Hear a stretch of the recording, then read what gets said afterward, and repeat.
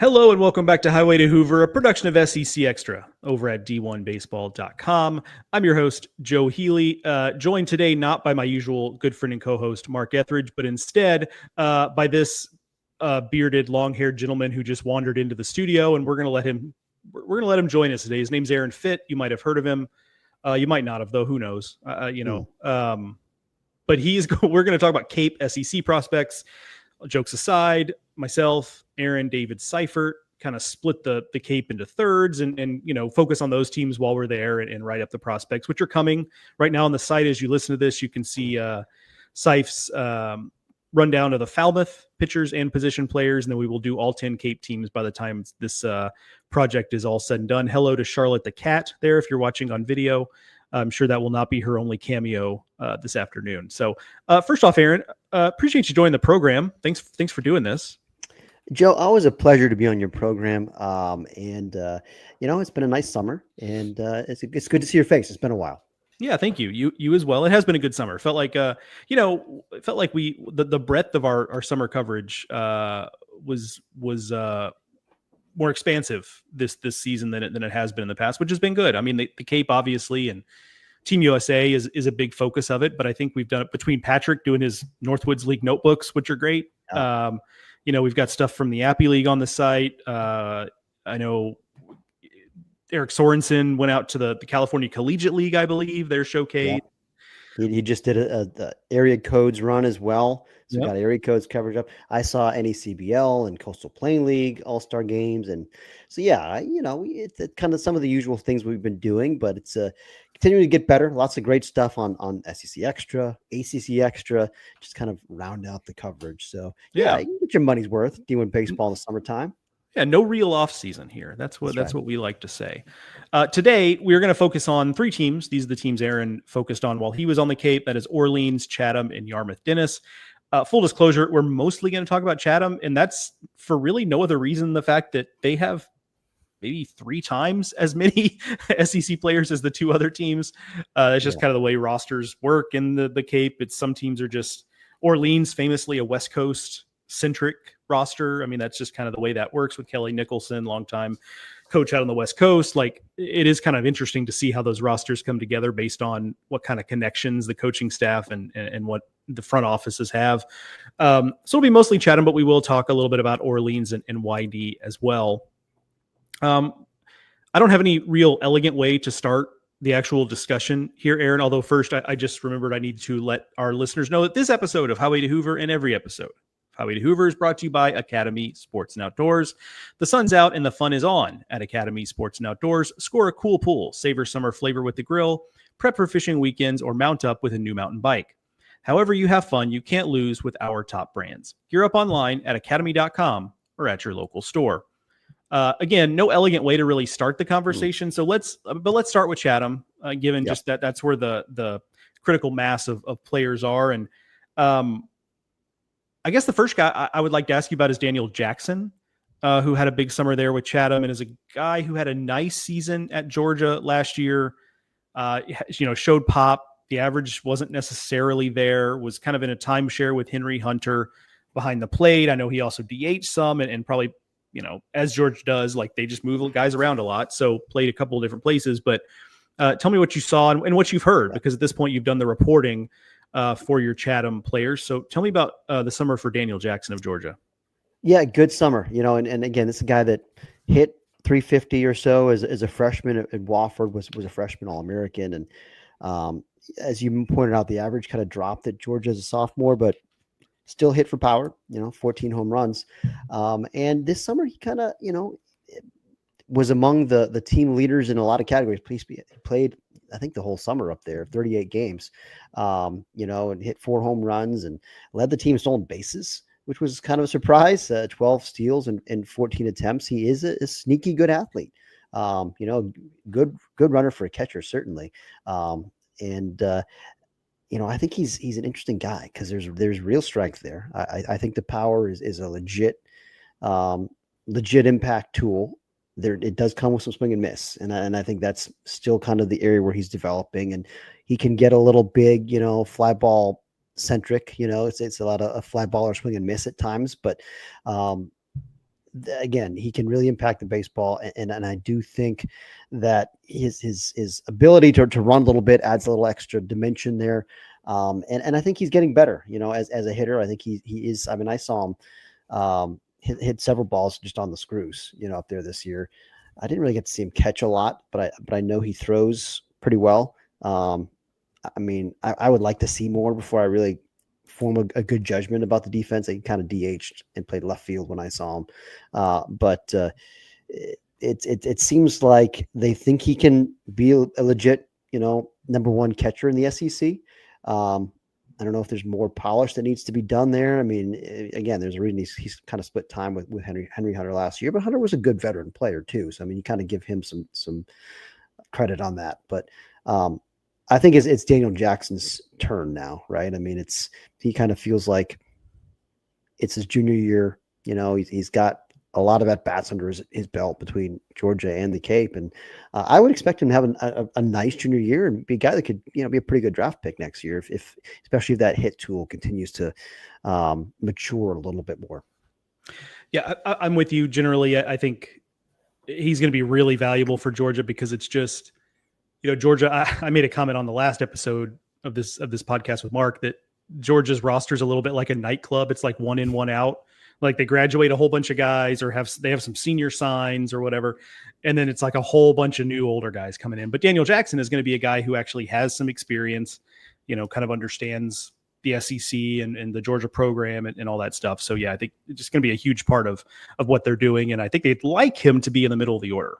Given his power and whatnot. So I know you didn't see Henry Ford because he was gone by the time you were there, but I did notice that, but you've seen plenty of him, having been at Virginia and you being in ACC country. He played center field. Yes. Almost exclusively for Chatham. What do you think about that? Just generally knowing what you know about Henry Ford, who's now headed to Tennessee. It raised my eyebrows when I saw it. And, because he's 6'5", 220. All right. He's a large human.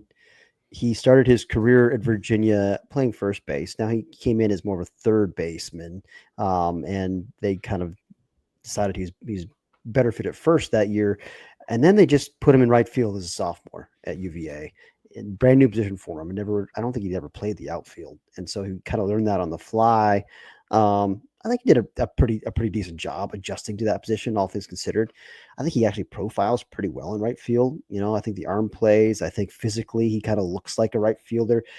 Again, I didn't get to see him play center field, but I did ask, their coach, Dennis Cook, the longtime, big leaguer, about his defense in center field. And he kind of raved about him. He said, I thought he was one of the best center fielders in the league. Like he really, he said, I couldn't think of one ball that I thought he got a, bad read on or misjudged or just got kind of crossed up. And he's not a burner. He's kind of an average runner. I would put a 50 probably on the run tool at best. I mean, you maybe put I think Dennis said maybe it's slightly above average when he's underway. I don't know. I don't know if I've seen that before, but call it an average runner, but it moves pretty well, and it gets good reads. And jumps apparently and maybe some guys, they just, I know theoretically, like you think of center fielders as your premier players because it's an up the field position, but it can be an easier position. It's actually, I think I've heard people say like, it's harder to learn the angles on the corners than it is in center. Some guys are just better suited from a read standpoint in the middle of the field, even if they're not as fast. They can get a better jump and therefore cover more ground. So, something to keep an eye on. I think I'll say this, Joe, he's going to go to Tennessee and put up monster numbers. Yeah. I mean, it's like, we just saw Andrew Fisher go to Tennessee and be a top 20 pick as a transfer. I think Henry Ford will do likewise. Was Fisher an eligible sophomore? I don't think so. No, I don't think he was. No. Or maybe I'm thinking of Billy Amick. Was he an eligible sophomore? Anyway, he was an eligible. Okay, and then he went to Tennessee and boosted his stock. Like I could see, because Ford didn't get drafted this year. Now he obviously would have been drafted if it weren't for price tag, and he didn't hit it for as much power as a sophomore as I think people expected. Only 11 home runs after 17 as a freshman. Slow start with the power. Didn't really like the first half of the year just wasn't hitting any home runs, and then he kind of picked it up some late, but he still hit for average. hit 362. I mean, he still had a pretty good sophomore year, all things considered. There's going to be power. He's going to go to Tennessee. He's going to hit 20 to 30 home runs, I think, Joe. Yeah, I'm with you. Yeah. Easy right-handed power. He can drive it to all parts of the field. It's certainly from that right center gap all the way to left field line. There's, I think, easy juice. Many people are saying that Leslie Nielsen Stadium is actually built downhill, so it really makes it easier for balls. He's going to hit a lot of home runs in that park. Just had to get that in for our guy, Mike Rooney, famous right. Aficionado of Leslie Nielsen Stadium. That's right. Yeah. He's the authority on Leslie Nielsen Stadium.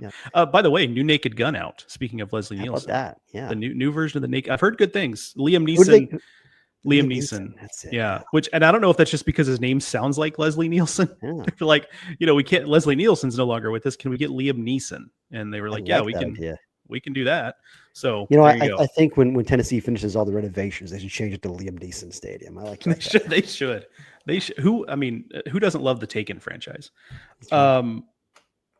I was going to say with him being in center field, like if that's something, and oftentimes for listeners who don't follow, summer ball that closely, oftentimes the defensive positioning for a player in the summer, not all times, but oftentimes can be a little bit of a canary in the coal mine for what the player does moving forward, because oftentimes it's being driven by that player's team back home and what they project them to do moving forward. And so I say that to say, if Tennessee is looking at him in center, Hunter Inslee was a very good defensive center fielder, but it's not like he was a burner, right? That's like true. He was a good runner, but he wasn't Enrique Bradfield. So, Henry Ford being a similar type of guy, it's a smaller outfield, so it's not like it's a vast outfield to cover. And as long as you get good reads and have a good feel for it, you don't have to be, an all-time speedy type of guy to play that position. And so I don't think there's any reason why he couldn't. You just may have to, it just may look different than what you anticipate a center fielder looking like. I kind of view Hunter Inslee as not quite this, but like more of like a Jackie Bradley Jr. type center field. Like Jackie wasn't a burner either. He was really like a 55 runner who just was like an 80 defender in center field. And like, I felt like Inslee was an elite, same thing, just elite routes, just elite feel to play that position. Right. And that's something you just can't really teach. So, again, Ford hasn't been playing that position his whole life. He's not going to have that kind of instincts, but it does sound like he's got feel for that spot. So I think that makes him pretty intriguing. Yeah, I'm with you. I'm excited to see it and see if that's where they send him out in the fall. Ethan Mendoza from Texas is interesting to me, a guy who I know some folks were a little bit bearish on him moving from Arizona State to Texas because the numbers at Arizona State were good, but they were a little light. And so the thought was, okay, moving to the SEC, is he going to get blown up offensively? Well, turned out he was Texas's leading hitter and really was a catalyst at the top of that lineup. What do you got on Ethan Mendoza from this summer? He hit 288, so obviously a pretty good summer. What did you see from him? Another guy that he was gone, I think, by the time I got there. He was only up there about 3 weeks, but he left. I think left the 9th of July. So before I got there, but he was good while he was up there. Impressed for the bat to ball ability. From what I'm told, the contact skill with occasional little pop. Again, it's wood bats. It's the Cape. Power is never going to be. Unless you're a real power hitter, you're not going to put a lot of big power numbers up there, but, kind of average, just slightly above average runner, fits at second base. That's just, that's what he is. I think defensively, I don't think he's got the arm for the left side of the infield, but I like him as just a quality second baseman who, can hit. It's just the hit tool is really the calling card. Yeah, I think that's right. Like it's very much a, we just know who this guy is, right? Kind of player, which is not meant to be a derogatory statement. I think it's a positive in a lot of ways, but it's just like, exactly what you're getting, and he's really good at that. And then that's all that needs to kind of be said. But backing up his summer though, backed up kind of what we saw with Texas, where, okay, this is not a guy that is going to be overmatched by, the higher level of competition and all that, which was a little bit of a concern as he transferred to Texas. Another guy who was not cowed by a high level of competition was Chase Fralick as a freshman at Auburn. Another guy who was up there basically the entire summer. I think it looks like he played more first base, but a guy who is by trade a catcher. Tell me a little about that. Did you get looks when you saw him defensively? Was it first base? Was it catcher? That's the first piece. But then second, your general thoughts on Chase Fralick. Yeah, first base DH when I was up there, and I think that was kind of by design. He caught so much as a true freshman this fall. I think they were just trying to give him a little bit of rest defensively, not to totally wear him out, because that's already a long year for a freshman. Catching as much as he did. But he learned first base. It sounds like pretty well. He took to it, just giving him a little extra defensive versatility. He kind of got better as a defender at that spot, but he's a catcher. I mean, that's a guy that it's a rarity for a true freshman to come in and establish himself as a high level everyday catcher as a freshman in the SEC, and to do that while also hitting 335, with a bunch of doubles. Like, it's I think it's a quietly great freshman year. And you throw that with going up to the Cape and again, like, you got to keep context into consideration here, historical context. True freshman hitters generally get eaten up on the Cape, even good ones, even, guys that have pedigree. Go up there and hit 250, and get on base some and hit some doubles. That's fine. It's a solid summer on the Cape for a true freshman. He didn't hit for power. I do think, and he didn't really hit for power that much as a freshman either at Auburn. It was more doubles. And that's right now kind of who he is. He's a gap to gap line drive guy who I think can continue to hit for average. But I do think there will be more power, Joe. I mean, he's a large guy, 6'2", 225. He looks the part. I would bet on the power kind of coming as he gets that extra fall in the weight room. I bet you'll see a little jump there as a sophomore in the power department. And I just think the way he's tracking, his trajectories it feels like a guy that's going to be an elite player, especially by the time he's a junior and has a chance to be a pretty good, maybe day one, even draft pick, especially if that power comes a little more. I mean, again, it's a premium position. And he's already established at that spot in the best league. And so, and he's already established himself as a hitter. So, and he looks the part physically. So he checks a lot of boxes. And it's just, you can imagine the progression as he moves forward from year 1 to year 2 to year 3. I think he's got a chance to be an elite guy. It feels a little like the Ike Irish trajectory. I remember Ike's freshman year was, I think, 24 doubles, 6 home runs. Yeah, that's right. And it was kind of like, okay, is that just is he just going to be a doubles guy? And but the exit velos were good. And so it's like, okay, hitting the ball hard is not the problem here. It's just, understanding how to get some lift on the ball and what pitches to drive and all that kind of stuff. And I have to imagine, having not seen the data myself, but have to imagine that with Fralick, it's not an issue of strength and exit velos and hitting the ball hard. It's just the kind of that same thing. So I'm with you, just given his physicality, given just his feel to hit, that the powers is going to come because the doubles are there. I mean, even the summer 6 doubles, I think that's right up there with the leaders for Chatham. And so, like, that shows you that he's still hitting the ball hard. It just maybe doesn't have the lift piece yet, maybe. Right. Yeah, exactly. I think that's part of it. Is more of just a kind of a flat line drive swing, but I think they'll be able to get some more power. They'll be able to unlock that tool a little bit as he continues to progress. Yep. I think Ashton Larson may have been gone by the time you got up there. He was still there. He was banged up. Okay. Playing through. Let me pull this up here. What did he have? So I'll give you the preamble while you look it up. Like, LSU transfer to Texas. It just kind of goes to show the way LSU's operating. It reminds me a little bit of like last year's Sam Dutton transferring to Auburn, where it's like, I don't know that LSU wanted Sam Dutton to leave, but it was kind of like, hey, we've got Cade Anderson, we've got Anthony Ianson, we've got Chase Shores. Like, we can't guarantee you much. I have to imagine Ashton Larson, especially when Chris Stanfield made it through the draft, where it was like, and Derek Curiel exists. It was kind of like, hey, you might be one of our 3 best outfielders, but you might not be. And he just needed to go somewhere where there was a little bit more of an opening for him. And I think Texas is going to be better for it, because I really like Ashton Larson as a player. He just hasn't been able to totally break through for LSU. Well, I can tell you they definitely wanted to keep him, and they were disappointed to lose him. Because I was standing next to Jay Johnson the day that he discovered he's going to Texas. He was kind of bummed about it. I think I can say that. But yeah, he's a good player. I mean, it's. I think we're kind of waiting to still see what he could do in an everyday role. I think he's going to hit some, and occasional pop. I don't think he's going to be a big power guy, but it's funny. He had a quad injury for most of the summer, so Dennis Cook's like, I don't know if he can run or not. He says he can run. So there's that. Taking his word for it. Yeah, exactly. Kind of a ordinary defensive kind of corner outfielder. Nothing special defensively. It's just kind of like that veteran bat is what you're getting here at Texas, and I do think he's got a chance to hit in the league and maybe be like a 10 home run type guy. I mean, just a nice quality supporting piece. I don't expect him to be a star necessarily, but I do think he can be a nice, draftable guy.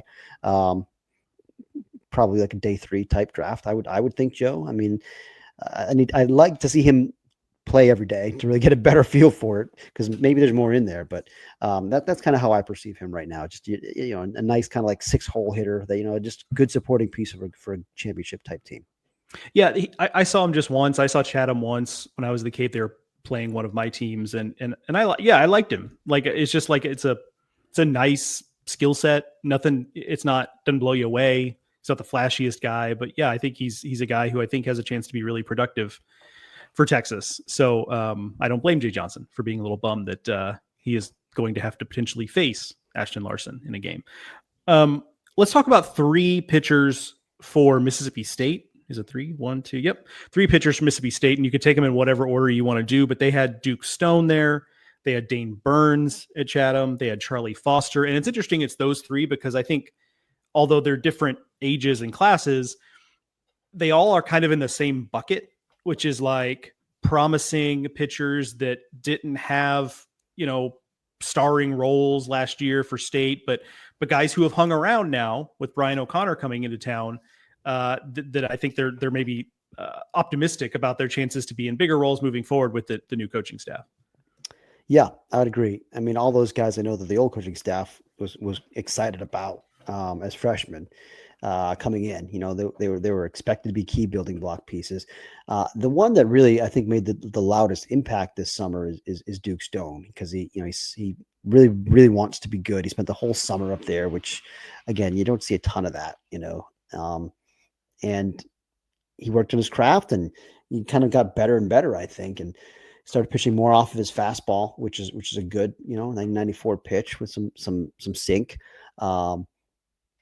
Rather than trying to kind of, I guess in the beginning of the summer, he was more trying to trick people with his off speed is what I'm told. But it is a plus changeup, like a legit out pitch kind of changeup. And at times the slider was really good too. So quality 3-pitch mix. He's a physical, durable starter type frame. I would expect a big step forward for him. I like him a lot. I liked him last year, even coming in. I was a guy that I was excited about. I think he's going to be a key building block for Mississippi State. And Burns, I saw look very good as well. I mean, talk about a guy that looks the part. He's a 6'5", 220 left-hander. We'll start there. That's a good place to start. He's always been able to spin it. And I saw him, gosh, he was kind of wipeout slider when I saw him, like up to 84 miles an hour, spinning up to 3,000, and it's just really a weapon. And it was 90-92, with some carry on the fastball and attack the zone. So I got a good look at him. It was kind of a relief look. And I don't know if he's got a third pitch, really. I think it's more fastball slider right now. Maybe it is just mostly a bullpen piece at this stage, but I think he could be an impact bullpen guy. And maybe, with some more development, could slide into a starter role too. Certainly he looks physically like he could do that. And he's got arm strength. So Foster had a rough summer with the strike throwing. And this is a guy that staff, I mean, they might have been the highest out of all these guys on him as someone that they thought could make a big impact as a freshman, Joe. And it just didn't stay up at Chatham very long, just struggled to find the zone. And so I did see it. I think it was like at high 80s, you know, I mean, and you can kind of see the makings of some secondary stuff, but it was just not sharp with the command piece. And so I didn't see any pluses. But it was 80, kind of touched 90, 87 and 90. I mean, curveball, again, flash potential. I thought I saw some depth, but it was just kind of inconsistent. And then had some feel for a changeup. I mean, it's in there, right? He's got 3 pitches. He's left-handed. You know, it's kind of a high slot. Just got to throw more strikes. That's the bottom line. Yeah. So I saw him as well, and I knew the name, and I'd seen him a little bit, but this is my first like really long look at him. And I thought, because I knew the velo wasn't blow past you kind of velo, I thought I knew what I was going to see. Left-hander with that kind of velocity. I'm like, okay, he's going to be dotting this fastball, and it's going to play off the changeup, and he's going to get, or whatever. And it just wasn't that. Like the command wasn't really there. He sprayed it a little bit. He got some swing and miss. I mean, 24 strikeouts this summer, and whatever he pitched, sure. 19 innings or something like that. So like he did get some swing and miss.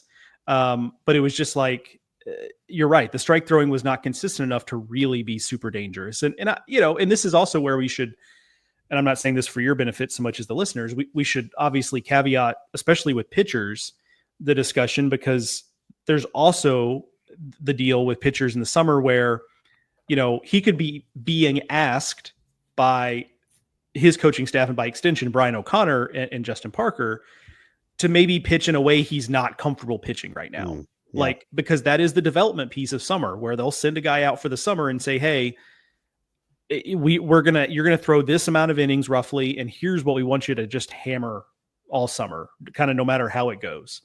And that could be, right? We don't know that. That's information that you and I will not have. So I'm not necessarily saying that's the case, which it might have just been a bad summer. those happen too. But it could also be that he's pitching in a way that he's not comfortable with yet, with pitches that aren't where they're going to eventually be. So that'll be a continuing story in the fall. I know Mark's going to get a look at Mississippi State this fall when they play Florida State. So he'll I'm sure have a look at him, but I will say that I saw him. I did see him miss bats with both curveball and changeup. So I think there's out. I mean, you mentioned the strikeout rate. He did miss bats this summer, so that's encouraging. He's got the secondary stuff that I think gives him a chance to be still an impact guy if he can just. I think the fastball command, my sense is the big key there. Speaking of command, let's talk about Cam Johnson. Yes, indeed. I think at this point, I'm just going to be endlessly fascinated by the Cam Johnson experience, because it's such an interesting track, right? There was so much hype about him getting to LSU. And then you started to hear, like in the fall, of just like, he's still got some things to work on. We don't know what is. And then he didn't really have a role with LSU. Last year at Oklahoma, early in the season, there were some promising signs, like right up until there weren't. Like all of a sudden it was just like, we're not doing this anymore. And he wasn't in a set role after that. Did any part of what you saw from Cam Johnson look any different, better, or better, or like where would you put your level of optimism that Cam Johnson is going to take any sort of step forward moving forward? Or do we just have to kind of understand that this might just be like who he is, at least at the college level? It's a great question. How's that for a loaded question? Yeah. So I saw him twice, and it's the Cam Johnson experience. It's and hey, he put up some zeros, some scoreless innings, but they're never clean scoreless innings, right? It's like walk, hit by pitch, wild pitch, strikeout, ground ball, or whatever. It's just like it's everything is hard earned, and he's got the raw stuff that he can get himself out of trouble sometimes. I mean, it's that lower slot up to 98 with sink gets you some ground balls, and you can get out of some trouble that way, double plays and things like that. But I actually liked the changeup as probably my favorite of his secondary pitches. He didn't use it a lot, but I saw it flash pretty darn good.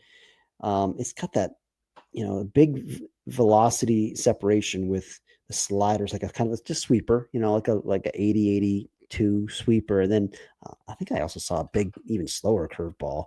But the secondary stuff, I still think kind of lags behind a little bit overall. But it's mostly fastball command, Joe. I mean, he'll just spike it into the dirt, out of nowhere, or hit the backstop. I mean, it's just, I don't know what you do at this point. He's had multiple really good pitching coaches, and like they've worked on mechanics and they worked on approach. Like at some point, you just kind of got to figure it out on your own. Like, hey, I'm gonna be a guy that throws strikes, and I'm gonna whatever I got to do. Do I have to dial it back a little bit? I don't know. I mean, it's, right now, just the way his delivery works, it's just not quite, it's not there yet with the strike throwing. And if you're in the summer and you're for a last place team in your division, and they can let you work a little bit and, grind through a couple of messy innings and see if you can get out of it. But like we get into leverage innings in the SEC during the spring, and there's just you can't afford to let a guy do that very long. By all accounts, he's the makeup is great. He really wants to be good. He wants to figure it out. He's teachable, he's coachable, but it just hasn't clicked yet. And so hopefully for him it does, because certainly he's an immense talent. It's an enormous body, left-handed with incredible arm strength. Would love to see him figure it out, and we'll see. With Skip Johnson has worked a lot of impressive things over the course of his career when it comes to pitchers and developing them. And so maybe this is the next one. Let's see if they can make that step. Yeah, I was for Cam Johnson's standpoint, I was happy to see him stick around at Oklahoma, because I thought there was a chance that he would maybe bounce again. And that can work, right? I mean, sometimes it's just the right voice at the right time, but it also could kind of start you back at square one in some ways. And so I am interested to see what a second year with the same kind of messages, the same voices, the same everything, how helpful that is. And the good news, if you're Cam Johnson, and this is the reason why we're still trying to be optimistic about it, is like batters this summer hit 100 against him. So it's not like it's a laser show, right? I mean, like he's not giving up hard contact. It's just that hitters know they don't necessarily have to be that aggressive up there, because they're gonna, I mean, it's almost guaranteed you're gonna have a deep count, That's right. So if he's just moderately better at throwing strikes, he's going to be a really effective pitcher, because it's again, it's not a stuff problem. It's not a hitability problem. It's just not consistent enough strikes. And he's hard to hit, and it's an uncomfortable at bat. I mean, for sure, for a variety of reasons. No doubt. Other Oklahoma pitcher there was Gavyn Jones, a guy I just frankly, I'll be honest, haven't had good looks at. So tell me about him. Yeah. I mean, it was bullpen role as a freshman, 6+ ERA. But I think he's making a move this summer. They stretched him out. I saw him start and pitch 5 innings, held Orleans 2 runs, and looked pretty good doing it. I mean, I thought there was some deception kind of around the corner, left-hander, plenty physical, 90-93 with sink, arm side run, got some life on that thing. I saw a little slider cutter thing that was effective, and occasional change up needs some refinement. But I mean, the fact that he was able to get his way through 5 innings like that, and that look was encouraging to me. Like maybe this is a guy that is on that path. I think they clearly wanted him to go up there and learn to be a starter. I think he's got some pitchability, and he's got some arm strength, and he's, again, looks good physically. I mean, I think there's a lot of things to like there. So it's a guy that seems to be an emerging talent that could make a jump as a sophomore. Yeah, certainly Oklahoma going to need it. Just in the big picture, the Witherspoon brothers no longer there. Cade Crossland no longer there. So they're going to need some guys to step up and some new faces to be immediate contributors. And certainly Gavyn Jones on that list is a potential one of those. One guy that I know you didn't see, but I wanted to bring up in this conversation is Nate Taylor, who is transferring to Vanderbilt from Georgia. And, you and I talked before we went online, like, maybe there is a story there that we just don't know, but didn't pitch a lot last year, but was like awesome when he did. So he got 25 outs last spring in Georgia. 17 came via strikeout. He He throws strikes. The stuff is good on paper. So not really sure what the deal was there, but headed to Vanderbilt. And I'm intrigued by that from a couple of standpoint. I mean, one is that he also followed that up with a good summer at Chatham. The numbers are solid, but also like Vanderbilt's in this era of their pitching development where no longer is it the Walker Buehlers of the world and those types of guys that are just like from the jump, hey, this is a guy who might be a first round pick. They're now kind of, they're looking for certain traits for pitchers and certain things they like. And so I have to wonder if Nate Taylor ends up being a little bit of like a Cody Bowker or a Connor Fennell, like maybe a rich man's Cody Bowker, Connor Fennell with a little more pedigree, a little more stuff.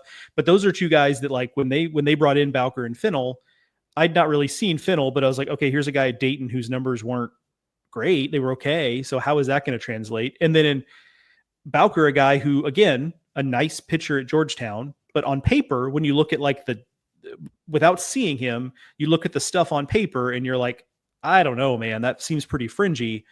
But because they do such a good job of kind of finding these little traits they like, it played up from there. And I just kind of have to wonder if that's what Nate Taylor is going to be. Like another guy that Vanderbilt has found something specific, whether it's about a specific pitch, about, extension or release height or release point, like that just makes his stuff play differently.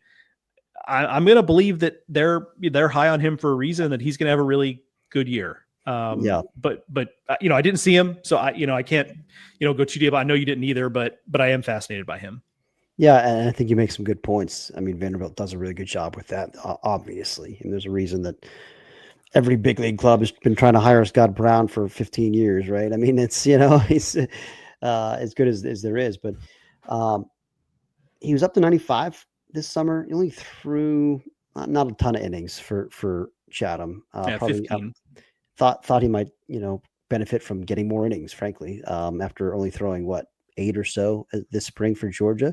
But showed that arm strength up 95. But there were other days, I guess it was kind of inconsistent. There are other days it's more like high 80s, 88. And so maybe that's a part of it. Maybe, I don't know what the explanation is for that, but does have field of spin. I think it's a slider that showed some promise. So, but mostly just throw strikes. It seems like it's a good fastball slider and the ability to throw strikes. And so that I think is again, it's kind of weird they didn't throw more as a guy that usually if you throw strikes in college and you have some arm strength, like that's usually a recipe for throwing more. I don't know why he didn't get more innings at Georgia. It's a mystery that I'm sure we'll solve at some point. Let's move on to YD. Again, the YD in Orleans, a smaller number of SEC guys, so these segments will be a little shorter than the previous one. But let's start with Chris Hacopian, a Maryland transfer going to Texas A&M. On the short list of the most high-profile transfers we had this offseason, certainly. So I know you've seen him before. He was not a stranger to you when you arrived at the Cape, but I'm kind of curious what you saw specifically with him this summer. I like him a lot as a player. I'll say that first of all. I mean, this was a huge get for the Aggies. I think he already is a star, and it's kind of that. It's kind of that compact, physical, super physical. He looks like, to me, he looks like a football player. Like he's kind of got that presence to him. I don't know. But like, it's just, he plays hard, always at full speed. I mean, I saw him play, I guess, third base primarily. Is that where they had him? But I mean, he's played shortstop. I even saw him play some first base, interestingly.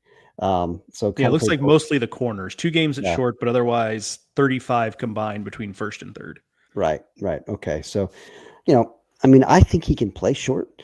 Even in the SEC, I think I don't know. I mean, I think he profiles well at third base, though. I do like that because I think there's power in there. He's so physical. He's athletic. I like the way he moves at third base. I like the instincts there. And at the plate, it's feel a hit, Joe, with power. I mean, he had a couple home runs this summer, but he drove the ball with some authority from what I saw. And he controlled the zone. I mean, 14 walks, 6 strikeouts. that stands out in the Cape for sure. Led their team, 17 RBIs, played all summer up there. And I just think that he's going to be an All-American type player for A&M as a junior. That's where I come down on that. Yeah, I think I'm with you. I mean, there's so many things to like. I mean, it's obviously, he's got pop, and if you want to discount that because it's Maryland, I hear you.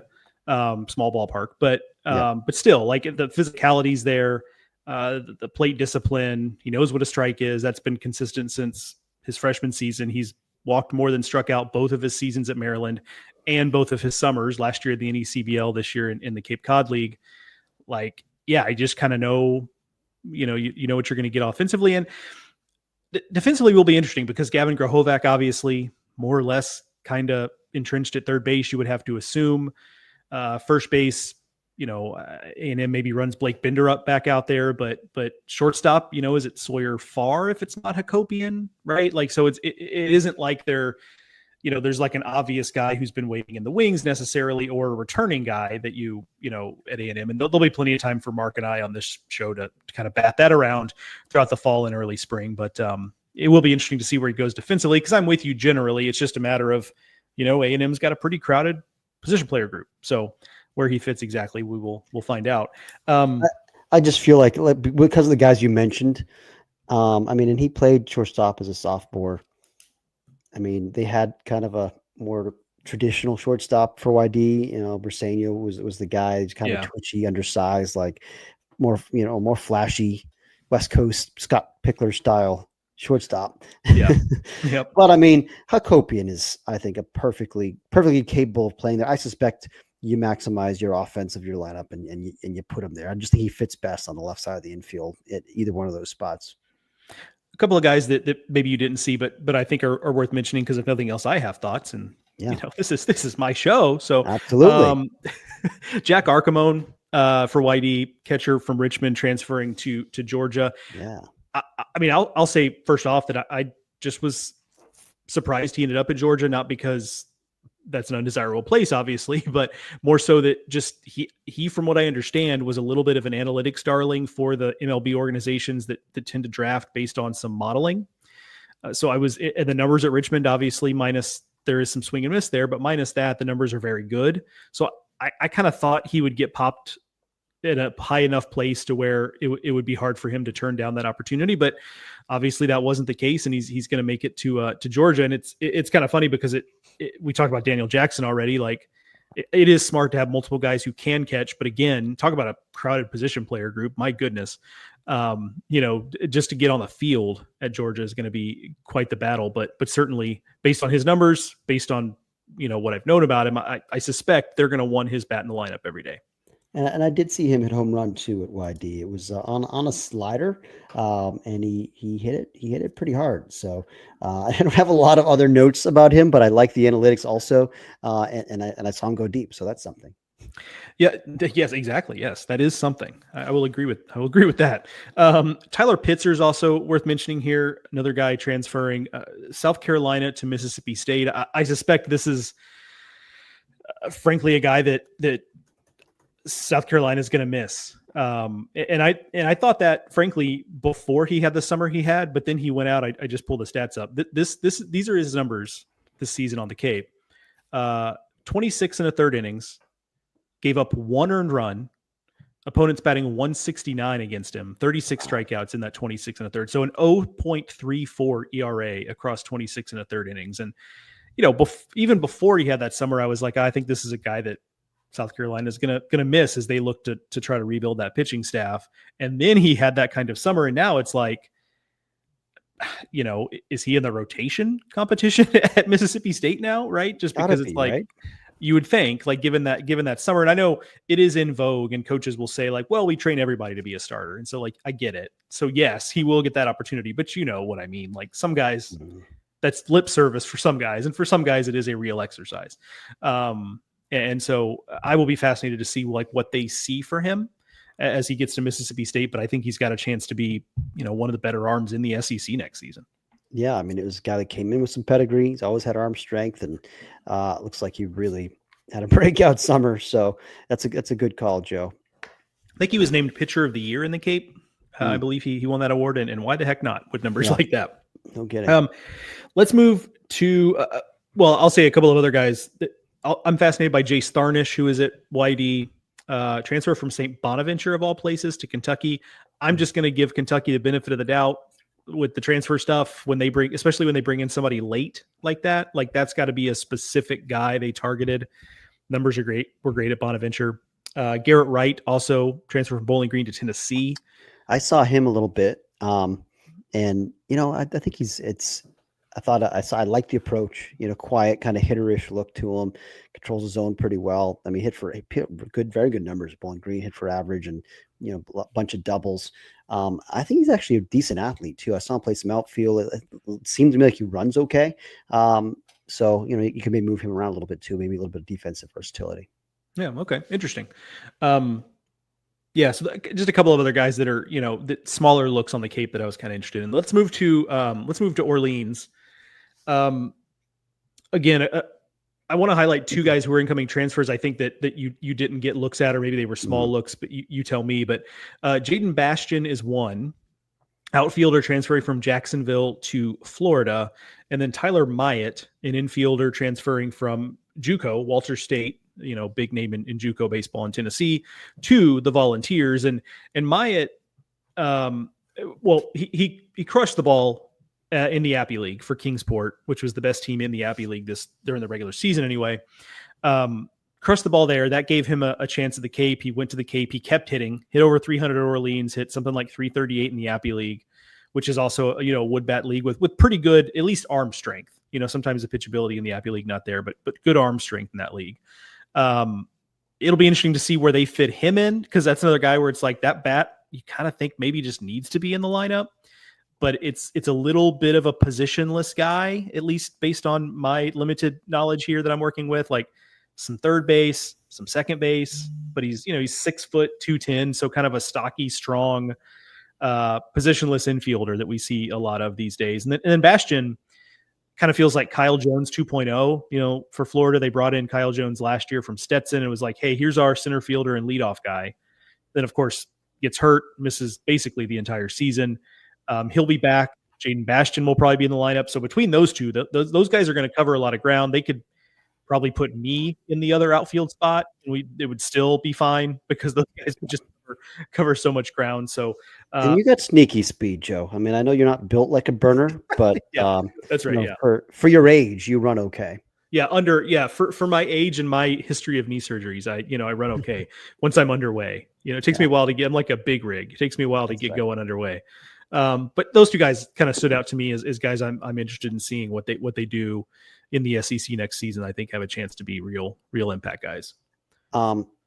I did not see either, but I like the sound of Bastian in particular. I like that combination. Yeah, with him and Kyle Jones, I think that's intriguing. So that's a good take. Hey Joe, I'll throw a couple other, or at least one other name that's top of mind for me. They're not one of my teams that I saw. Let's do it. Bonus jokers. Yeah, all right. Jokers. Yeah, some bokers. Saw Bourne once. And still playing, by the way. Bourne could win the title against YD. Yeah. Riker Waite was in the leadoff spot for him. Shortstop. Vanderbilt guy. Didn't really play as a freshman. Was he hurt? Do you have any intel on that, or just not a spot for him? Yeah. Ari, if you're listening, text me. But yeah, I don't know. Okay. Kind of young for the class. He's 5'10", 175 or so. But it's kind of dynamic, man. Like, it's stocky little slasher athlete guy, moves well at short. I saw quick hands, from the left side, line drive stroke. I mean, it was a short look, but it was an impressive look, caught my attention. And so just keep an eye on that one. Yeah, I liked him too. So I saw one game of Bourne as well, and I really liked the offensive approach. I will say that the one thing that tripped me up a little bit is you look at his body type, 'cause it's a smaller body type, and he wasn't as athletic or fast as I thought. He the run times I got on him were average, which is fine. So that kind of threw me off, because you just kind of expect this little water bug type player to be but in terms of the shortstop piece, like, made every play. I think he moves perfectly fine for shortstop. And he's not a guy that I would have necessarily bet on as Jonathan Vastine moves on being like the heir apparent. And maybe he's not, but I think with his summer, he's certainly put himself in position to maybe be that guy for them. Right. I saw Wareham once, Joe. They had Braden Randall leading off. Oh, yeah. Playing second base. We're all familiar with Braden Randall, I think, from Ole Miss. I just think he's a good little winning, again, undersized kind of ball player, but middle diamond guy, can slash it around some. I mean, I saw him hit hard line drives both sides, had a triple to the pull side, worked the count. Again, short look, but I made a note of it. Maybe a guy, I hadn't even looked at his numbers, see what kind of summer he had, but a guy that I think could take on a bigger role. Yeah, he's interesting. I think it's a win for, look, we're just, as it's human nature, we were kind of already wired this way, but I think with the transfer portal being what it is, we're kind of in this mindset of like, hey, if you're a dude, you got to be a dude right away. And that is largely true. I'm not going to deny that. Like, that's just kind of the way the sport and college sports in general works, is you don't, because you can move on and there's not a lot of like hesitance to like turn the roster over every offseason. Like, coaches are a little more willing to just say, hey, let's recruit over and let's move. But anyway, I say all that to say, Braden Randall is going into his third year there. He's had some nice moments. Like, he got better last year versus the year before. And I just think it's a win for player development, for Coach Bianco, for that staff, that like, it does look like he's a guy who's ready to be a full-time guy next year and be an effective player. And probably a guy that, because he was a freshman of some note when he arrived at Ole Miss, I think there was kind of an expectation, and I was guilty of this, of like, okay, hey, he's going to be not Jacob Gonzalez as a freshman, because nobody really is, but he's going to be. I thought he could be like a Peyton Chatagnier type, Yeah, for sure. And it's just taken some time, and like, that's okay, but we're just not good at allowing that to be the case anymore. So it's a good shout out, because I think you're right. Like, I think he's got a chance to be a helpful player for Ole Miss next season, as they're replacing a lot of that lineup. And I'll throw out one of the guys from one of your teams. I don't know how much have you talked about any of your Cape teams already on the show? I have not. Go ahead. Okay. So I saw Matthew Heiberger. Yeah. I think his first career start as a collegian. I don't think he had started yet at Alabama. I don't think he had started yet on the Cape either. And it was like 41 relief appearances and 0 starts in his career so far at Alabama. And he had made 5 good relief appearances this summer. And then they said, hey, let's give him a start. And he threw 6 innings of 2-run ball for Harwich. And I was like, this is interesting. This is an interesting development, Joe. Because just kind of guy that had just been kind of siloed as a reliever. But I mean, he showed some field of pitch, I mean, it's, I think you've seen him before, of course. It's at 89, 93 is what I saw, that plays up a little bit. He's got some front side funk and deception, and the fastball just kind of gets on you. That's, I think, always been the main thing with him. And I don't know metrically if there's anything that stands out about the fastball, but it just gets on you. I saw a little splitter, the Flash Plus, kind of an out pitch a couple times, and I saw a slider and a cutter. I thought I also saw a changeup as well as the splitter. Like a straight, there was a straight change. Yeah. Okay. Yeah. That's what I thought I saw, but it's not an unusual package there. So he's got a lot going on. I mean, it's a deep arsenal. Maybe it is a starter. I don't know. You keep an eye on that one. It's again, 6'3", 205, looks like a starter. Yeah. So I think that same game, I was messaging you because, like, frankly, I was watching it on the stream and I could see you behind the plate. You're such a nerd. Yeah, but I had the stream pulled up, and then I had TrackMan pulled up beside it as he was throwing it. And it's a couple, obviously the TrackMan's ahead of the stream by a couple pitches, but you can piece it together. But there, he more so than anybody I did that with this summer, because I did a decent bit of that after I got home from the Cape. He just threw some pitches where I was like, yeah, I don't know what that is. Yeah. It's not like, sometimes that happens because the pitch just like slipped out of the hand and, is above the batter's head. But these were executed pitches that I was just like, yep, no idea. And that's frustrating when I'm trying to like chart somebody, but from a repertoire standpoint, like you say, like you could see him being a kitchen sink kind of guy where it's like, he just comes in there and throws everything he's got at you and it works. He just kind of, dips, ducks, dives, and dodges for 4 or 5 innings. And you look up and he's done a nice job. So I think that's 100% on the table, especially in this era of not just college baseball, but baseball in general, where nobody's asking him to go 7 every time anymore. So, I think you're right. Like, he is on my list of the most fascinating guys I saw this summer, because he was a confusing one for me in a really delightful way, frankly. Yeah. Good shout out. One more Harwich guy, Joe. I'm sure we could wrap this thing. I think I know who you're going to say, but go ahead. You know where I'm going, because we're on the same page here. I'm pretty sure you saw this guy as well. Aiden Robbins, is that what we're thinking, or no? Not where I was, but yes, I did see him and I was impressed. I thought you were going to go with Nico Brini, who's just like an off-fit team guy. Sure, that's. I thought that's where you were going, but yes, Aiden Robbins, very, very impressive, and maybe the best pure hitter on the Cape this summer, frankly. Transferring from Seton Hall to Texas. To your point, I mean, he hit 422 as a sophomore. Was a sophomore this spring? Yep. Yes, to Seton Hall, 19 doubles. I mean, it's that's field to hit. He's got field to hit.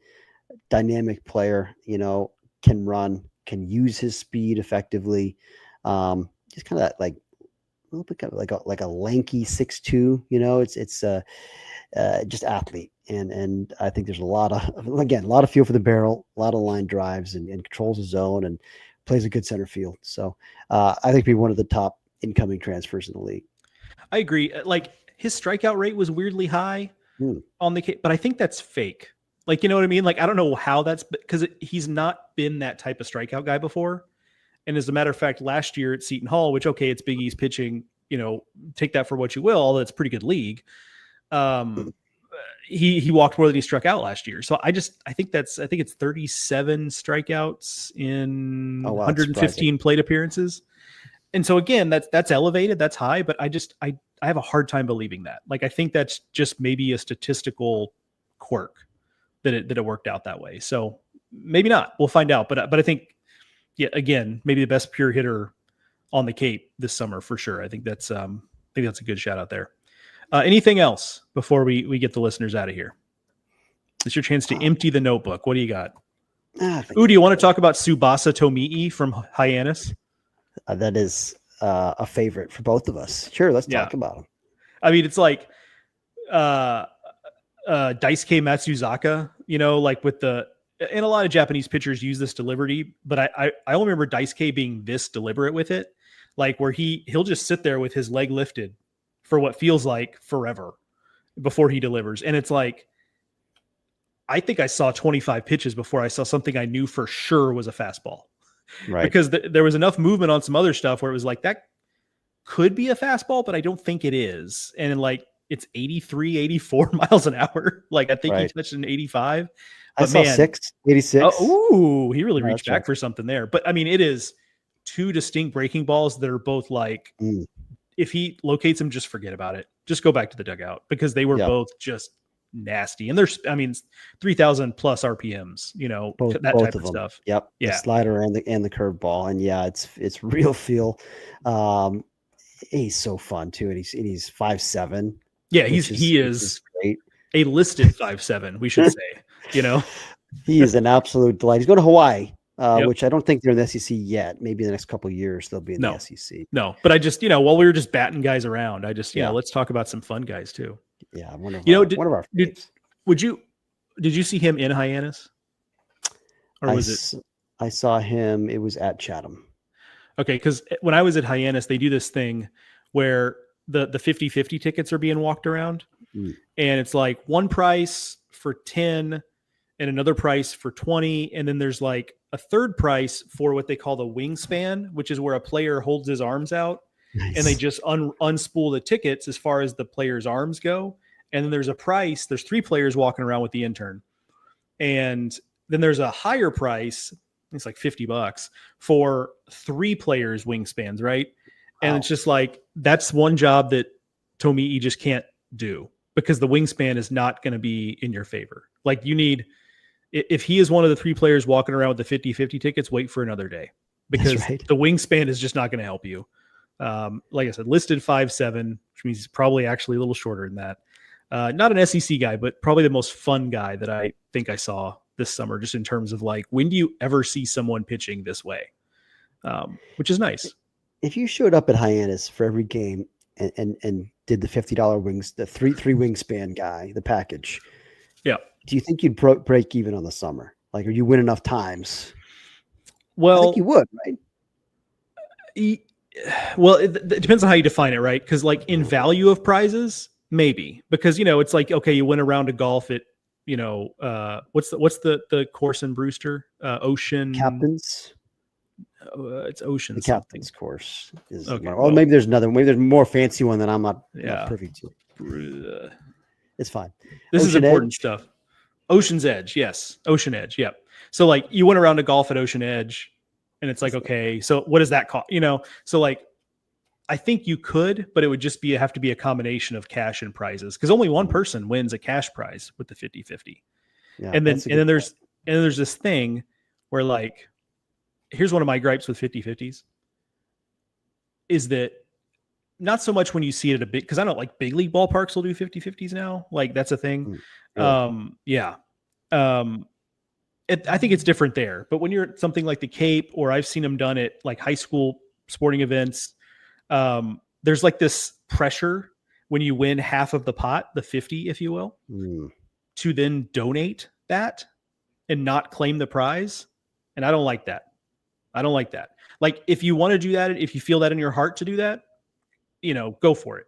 Like, and we're not talking thousands upon thousands of dollars here. So it's not like changing money, but it's just like, I don't like the expectation that you're just supposed to just give that money back to the organization. And I get that the Cape exists, on a lot of donations, and high school sports in those cases are strapped, but it's just like, I don't like the pressure. Let me choose, but don't make it this societal pressure to give the 50 back. I didn't even know this was a thing, but now that you bring it up, it does make sense. And now I feel like I would be uncomfortable if I won the 50-50. And so maybe I'm just not going to play anymore. I'm out. Yeah. Do you play the 50-50s on the Cape? Not usually. I have from time to time, but not usually. There were at Brewster, there were a couple kids that made a habit of like, when they would see someone like drop a big old thing of tickets into the trash can, they'd run over and grab them and then go over to the table where they read the numbers and just make sure that none of them were winners. Because, and honestly, I think sometimes what it is like some of the smaller prizes, I think there are some people that are just like, not interested. Yeah. And so I did see the kids come away with some stuff. So like it was not a totally fruitless endeavor for them. So that, industrious, tip of the cap. That's right. Yeah. Those are the entrepreneurs of tomorrow. That's right. Because they're gonna win that little like Brewster Whitecaps branded lunch bag. I don't know if I just made that up, and they're gonna flip that for like $10, and they're gonna use that $10. You know what I mean? It's like one of those things where I'm gonna come back next summer and one of them's gonna be driving a Lambo. Like right. that's just that 10-year-old is gonna be driving a Lambo. You can't knock the hustle, Joe. That's right. All right, let's we're off the rails. So let's get out of here. I'm sure the people would love another hour of us just, doing observational comedy about the Cape Cod summer, but alas, other things to do with our time. So, all right, folks, that is going to do it for this edition of the D1 Baseball Podcast. Woof. Highway to Hoover podcast, production of SEC Extra and D1Baseball.com. First off, Aaron Fitt, what a delight to have you on this show. What a pinch hit at bat. Can I just say, just incredible job stepping in for Mark Etheridge. Great insight, as Runes would say, 80 insight for you. So thank you again. I think that's a little bit rich. I would give it maybe a 65, but I appreciate the sentiment. I did my best today. Well, in honor of Runes, I pumped up the scale because Runes is given, he just hands out 80s like it's Halloween. Oh, sure. Like everybody gets an 80. He's like the Oprah of 80s. So that's right. That's exactly right. You realize how old that reference is? Like there might be people who don't know what we're referencing there unless they've seen it like in a comedy sketch, I think it's like 25 years old now, that actual makes thing. Makes sense. So, time does progress. Indeed it does. And time has progressed long enough where we got to get the people out of here. So I want to thank Academy Sports and Outdoors for sponsoring this and every episode of Highway to Hoover. One more thank you to Aaron Fitt again for joining me. And thank you, the listeners, for listening.